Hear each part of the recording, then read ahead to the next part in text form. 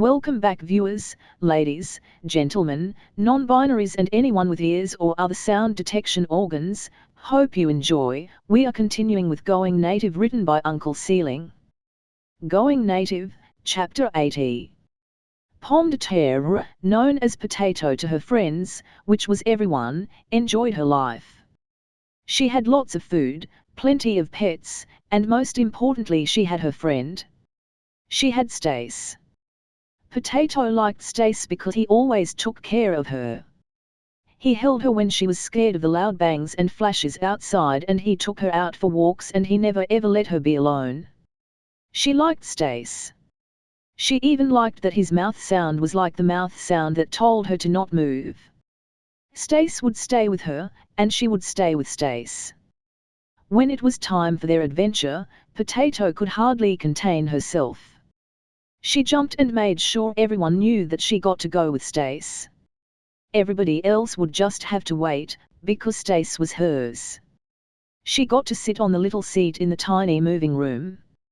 And even had a fancy strap to go on her head. It covered her eyes and made everything a lot less bright. She didn't mind. At first, Potato had to marvel.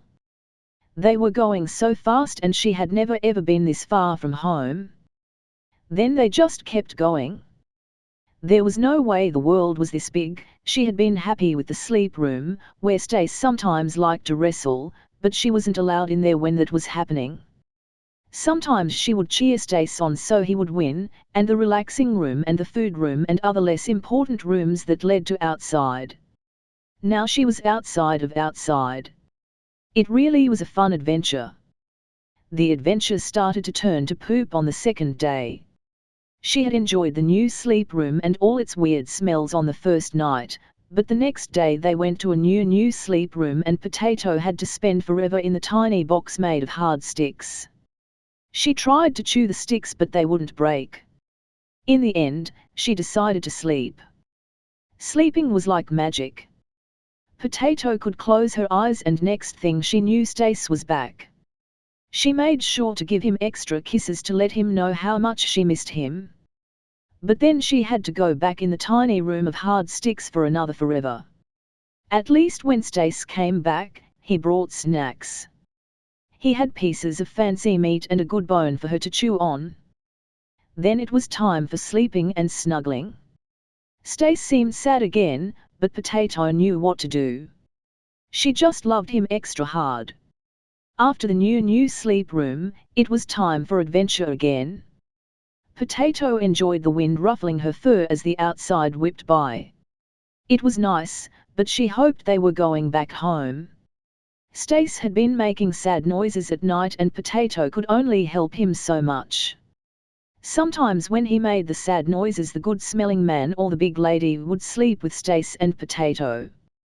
That always made him feel better. The new sleep room on the third night smelled like the new sleep room from the first night.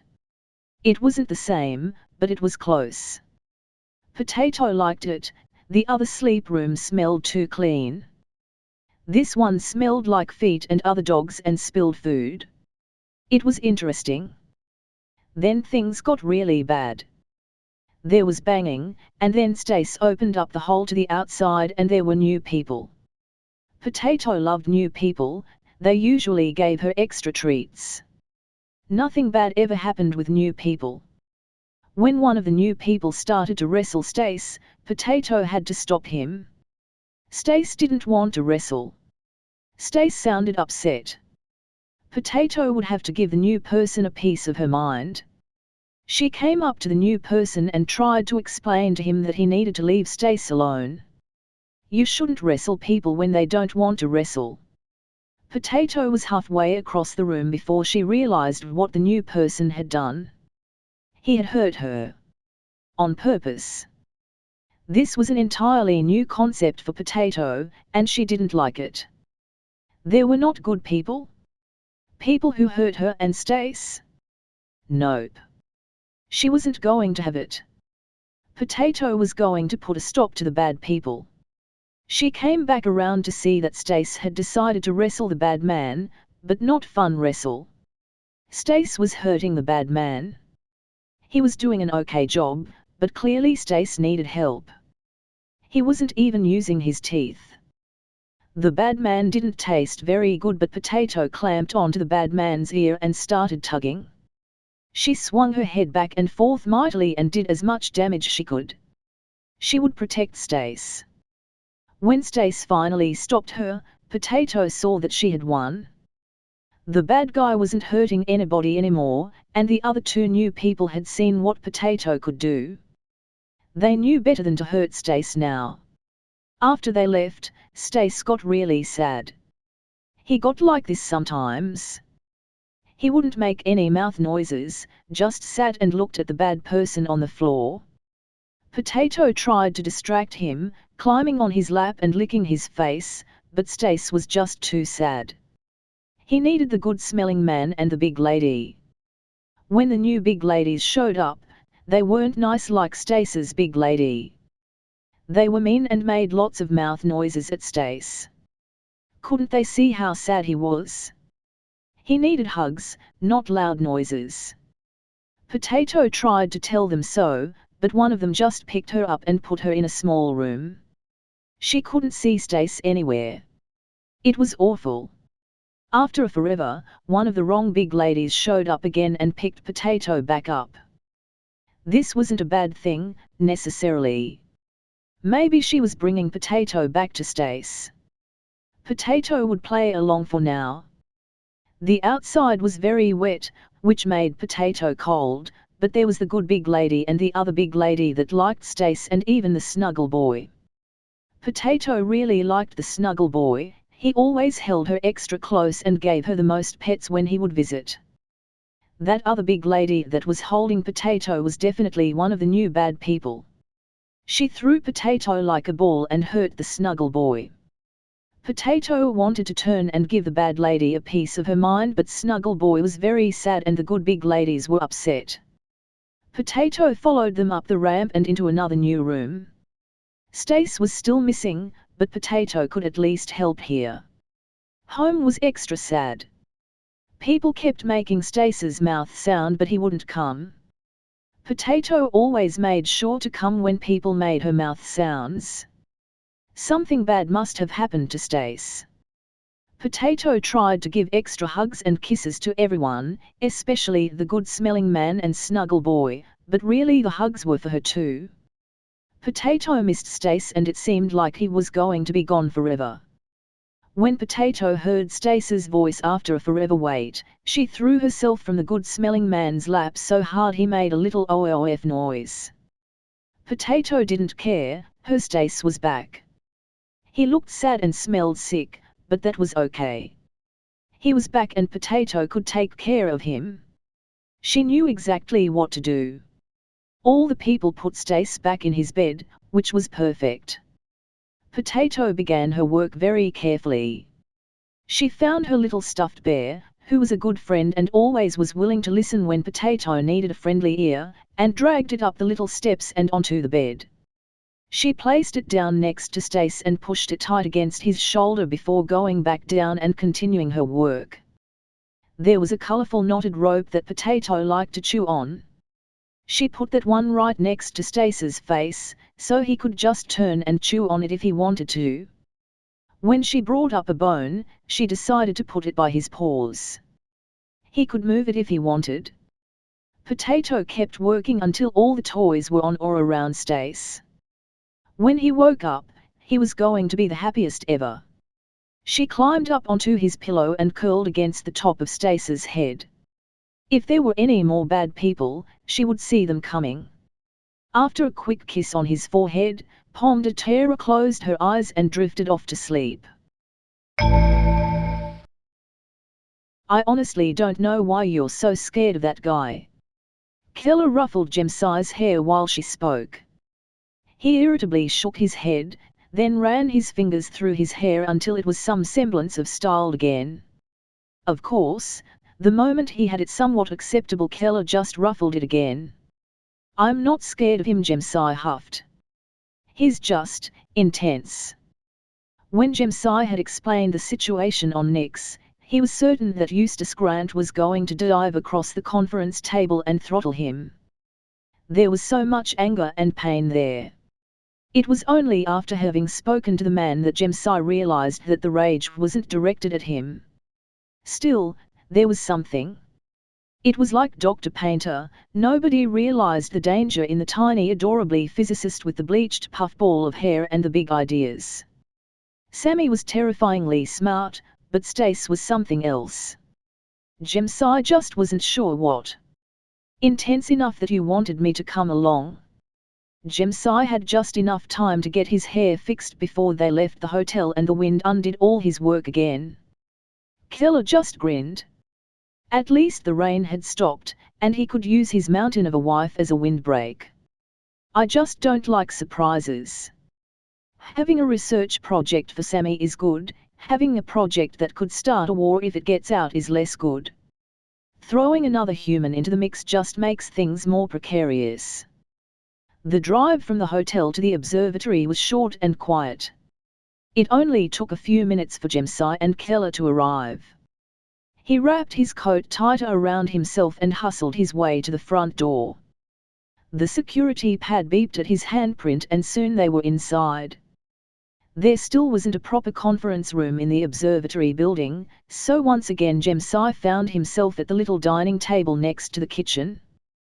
He was waiting for Keller to pull a seat back for him when Lieutenant Ella Helium walked in, escorting Stace.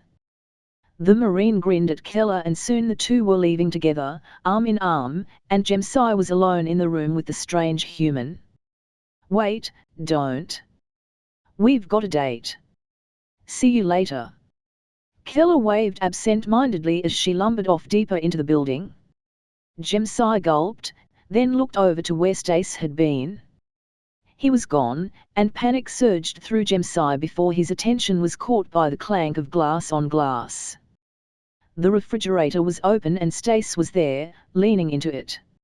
It's not like he could have vanished anyway. You want anything, Jemsai? They've got blue and red, or some earth stuff if you prefer. Stace's voice was pleasant, if muffled by the appliance. What are you having? His voice didn't crack, thankfully. Ginger beer. It's non-alcoholic, kind of spicy. Flavor is hard to describe. Stace leaned back out of the refrigerator, holding out a glass bottle. Want to try it? Well, I don't want to cause a bother. How about this, you can have the first pull off my bottle.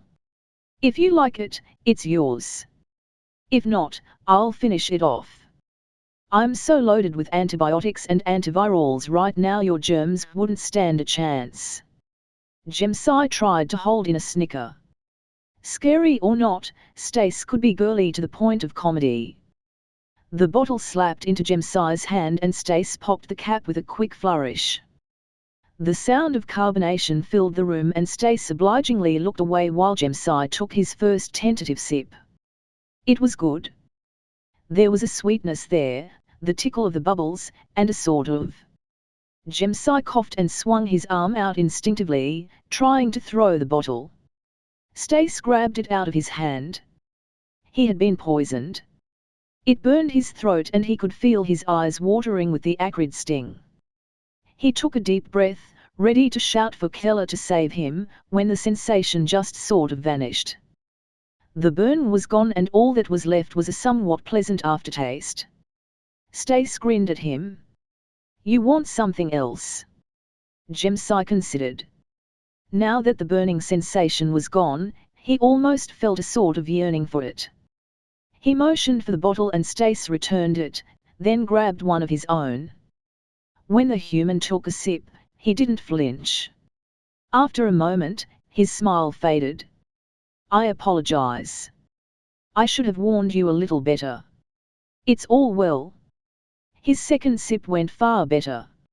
I just feared you were trying to do me in. The human looked puzzled. Why would I do that? Even if I wanted to, which I don't, Gel would murder me. That was a fun thought. Just call it noble-born paranoia. The moment seemed to stretch on, Jemsai and Stace sitting only somewhat uncomfortably at the table together. The silence finally broke when Sammy and Ian joined them. Sammy was dressed in a brightly colored lab coat, all covered in a rainbow of swirls. Their full lips were pulled back in a grin and those huge green eyes peered at Jemsai through thick lenses. Aang was, as always, perfectly dressed as only a young Shilvati man should be. The pair took the other 2 seats at the table and the 4 peered at each other before Sammy broke the silence. "So, Stace, what did you want to talk about?" "Wait, you don't know either." Now Jemsai was properly confused. He had been expecting to be blindsided by the humans as a team, but apparently Stace was doing the run around on everyone. "Well," Stace said, voice cracking a little. He seemed to have withdrawn into himself, and Jemsai could feel the nervousness pouring off of the man. "I'll just come out and say it. I want to buy into the Painter Research Institute. Become a partial owner." "No. No way." Jemsai's reply just sort of came out without him thinking. If another human joined up, it would mean they could side with Sammy and have a human majority. "I am willing to concede voting rights. I don't want to wrest control of the organization from anybody." "Mind if I ask why?" Sammy seemed far more interested than upset. "Sure." The human took a drink from his ginger beer before continuing. "I have been thinking about Nyx. If we want to warm the planet, there is existing tech. Mirrors would be relatively cheap to produce, and if we wanted to go advanced, there are already commercial climate change products in the Imperium. Coming up with a completely new idea would be a waste of energy." He held up a hand to forestall Sammy's objections. "The way I see it, what we need is a way to turn the Sam's inventions into money, and turn that money into things the Nyxians will need. The mirrors, sure, but also infrastructure. Power generation, greenhouses, tools and equipment. They need to stay alive, to thrive while the planet warms back up. They might also need some serious tinkering to fix the biosphere, which will take even more money. Makes sense so far?" Jemsai nodded. "You need to get the money away from the Painter Research Institute without drawing a lot of attention to what is going on." "Exactly." Stace reached into a pocket and pulled out a thin leather case that fit easily in his palm.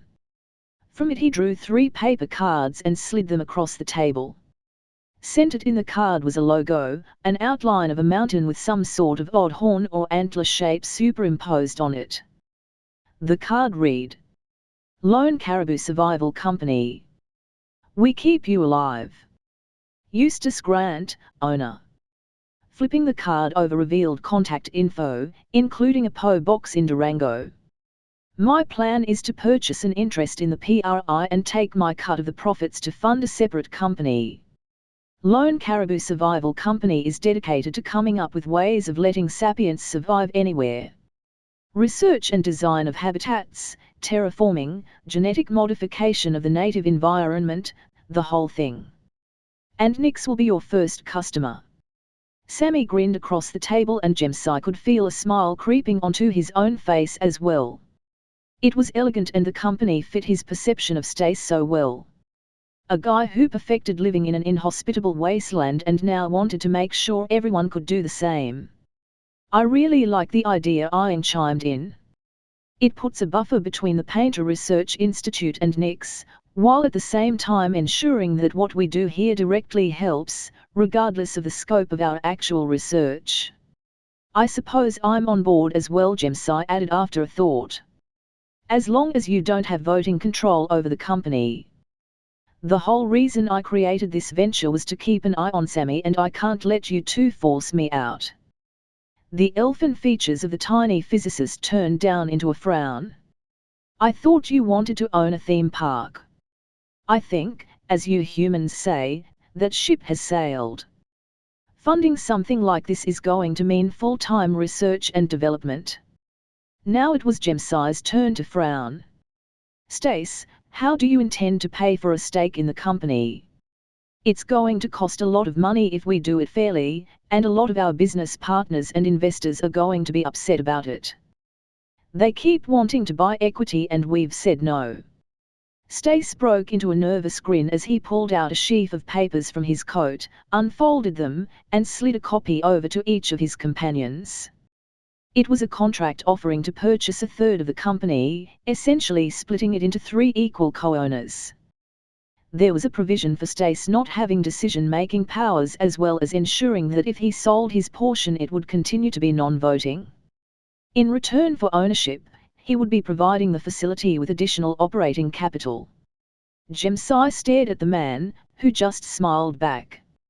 Sammy was staring too, and Iing looked like he was about to explode, his whole face flushed a deep blue.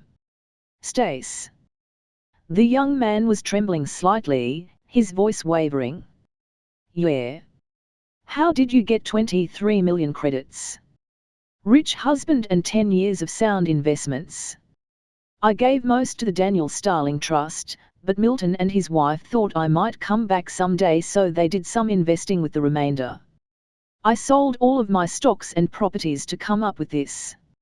I'm cashed out aside from a couple million more I put aside to handle startup costs. Stace finished his drink, then took a moment to look everyone at the table in the eye. I'm all in on this project. Every penny I have. It's that important to me. We don't even know if there are still Nixians alive. Jemsai was stunned by the offer. He had been blindsided. It felt vaguely like when he'd messed up a parry and ended up taking Instructor Caitlin's wooden training sword to the side of the head, only without quite so much pain. There are. From what I've read of Demir Chels's notes, they are too tenacious to die easily. And if not, well, there are other planets out there. Other species who need a helping hand with no strings attached. Planets that are so inhospitable that nobody has figured out how to live. Stace nodded to himself. I can keep busy, and we can't afford to assume Nix is dead. We have to begin preparations now. The slower we act, the more people die. It's a great idea, but it's not enough. Jemsai's fingers tapped at the paper. It's enough to buy in, certainly, but not for a third considering how much PRI is currently valued at. It would look really suspicious. And I would say with the size of the Nix project, you'd want as large a percentage as you could get. Otherwise there's no point in buying in at all. This was Jemsai's moment, he realized. One of those rare crucial points in a man's life that would define the course of his personal destiny. He could keep things how they were, continue to rake in licensing fees while keeping Sammy away from the rest of the galaxy, or he could step up and go, as Stace had said, all in. Let Sammy go full mad scientist and use the results to save a civilization his own people had greatly wronged. Jemsai nodded to himself, released a deep breath, then placed his hands flat on the table and straightened his shoulders. Sammy, let's Stace buy 1/3 of your holdings for 20 million credits. That's close enough to valuation that nobody is going to grumble too much. Keep the other 3 million to help with startup and infrastructure. He turned to focus on Stace. As a thank you for saving my sister's life, I am going to gift you with 1/3 of my own holdings. That will make you an equal partner. You'll keep your decision-making privileges because, as our resident biologist and head of the Nix project, you might have to make some important decisions. I may let it slip to the investors you're in a relationship with Jelsai, if only to give them the impression that House Chelsa has the controlling stake. If that's done right, we might actually be able to attract more capital. I know having a human-owned half the company was scaring people off, and if they think it's majority owned by House Chelsa it will seem like a safer investment. From now on, the goal of the Painter Research Institute is going to be to create cutting-edge technologies that we can license out to earn money to save Nix. We will also contract with the Lone Caribou Survival Company to help with any additional science Stace needs. Sammy, do you think your next project can fund this, or do we need to find another revenue stream? Sammy bounced in their seat, excitement playing on their face. I am going to need to do some serious experimental work to prove the theories I am working on, But if it works, we're not talking about something small like Microlimator designs. It will be the sort of thing that impacts almost every industry. We're talking technological superiority that could last decades or centuries. How much capital do you need to get your experiments set up? Jemsai could hear the grin in Iang's voice. He had caught the excitement too. The whole room seemed to be buzzing with positive energy. Not a whole lot. 20 million credits or so. Sammy raised their hand and Stace obliged with a high five. As soon as we come back, you leave. I see how it is. Alice grinned at his son. Yeah, work calls. Gotta test the telescope, which means I get to dust off my pilot skills. At least it's a nice short trip, right? Sort of. A couple days for the short test, then 2 months for the long one. 2 months trapped with those two tiny humans and Marion? Alice grinned. There are worse ways to spend your time. Just make sure you pack extra deodorant. If there's one thing my travels here have taught me, it's that humans can definitely develop some unusual bouquets. Iang smiled back, then let the expression drop. Whatever he had to say, it was serious. Listen, Dad, can you do me a favor? Of course. Just name it. Keep an eye on Stace for me. He's pushing himself with his new project, but I think he's really hurting inside. Ella is here, but you know how girls are. I can do that, at least for the next couple of days. Alice pulled his son tight in a hug, being careful not to ruffle Iang's outfit too much. With everything going on in this territory, they are pushing for civilians to get back off-world. I doubt we can stretch out the visit any longer. I appreciate it. Iang sniffed into Alice's ear. Now let me go before I start crying and ruin my makeup. End of chapter. If you enjoyed, like, subscribe, click the bell so you don't miss any episode and do all the other YouTube stuff, visit and support the author, and I'll see you next time. If you didn't enjoy, comment on what I can do better. And as usual, have a wonderful day.